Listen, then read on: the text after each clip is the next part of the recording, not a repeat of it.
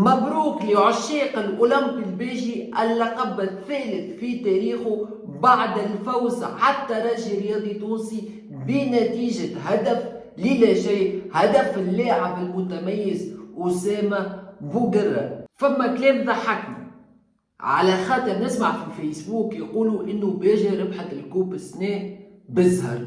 ما فماش زهر في الدنيا هذه، شدوا عندكم. باجا شكون خرجت في الربع النهائي؟ خرجت صفاقس، الناس الكل نعرفوا قوة صفاقس.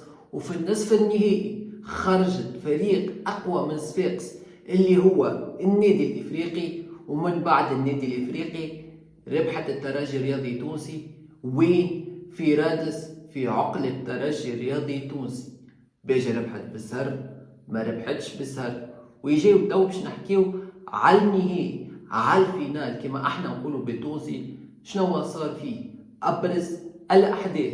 جبال خشارم هو النجم الاول لنهائي كأس تونس، صاحب 41 عام، اصغر مدرب متواجد حاليا في الرابطة المحترفة الاولى، وهذا مكسب للأولمبي الباجي.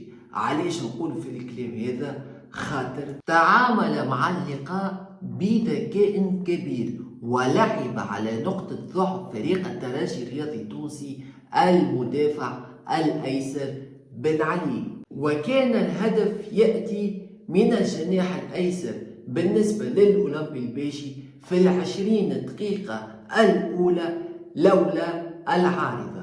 يقول القيل أين ذكاء مدرب الأولمبي الباجي؟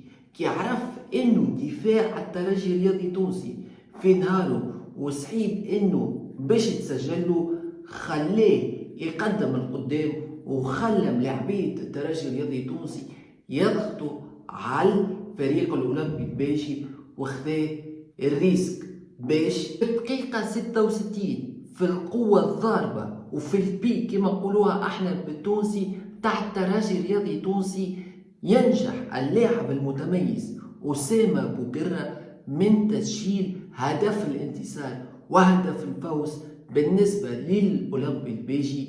يعني المدرب جمال مدرب الأولمبي الباجي عرف كيفاش يتعامل مع اللقاء بكامل تفاصيله. النقطة المضيئة الوحيدة بالنسبة للترجي الرياضي التونسي هو عودة نجم خط الهجوم اللاعب الليبي حمد الهوني بعد غياب أكثر من شهر. وشفنا حمد الهوني كان في فورمة كبيرة. فما ملاعبية في الترجي أكاو يعطيهم الصحة، نجيو نسلموا عليهم ونبوسوهم ونعطيهم كعبتين حلوة ونقولوا لهم بارك الله فيكم يسيكم، كيما صادق الدبشي ومحمد بن علي.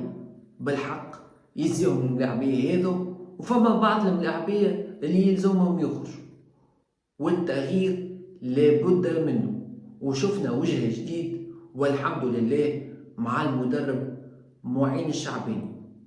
جمهور الترجي شنو رايكم في الكلام اللي قلته تو بخصوص الملاعبية هذم؟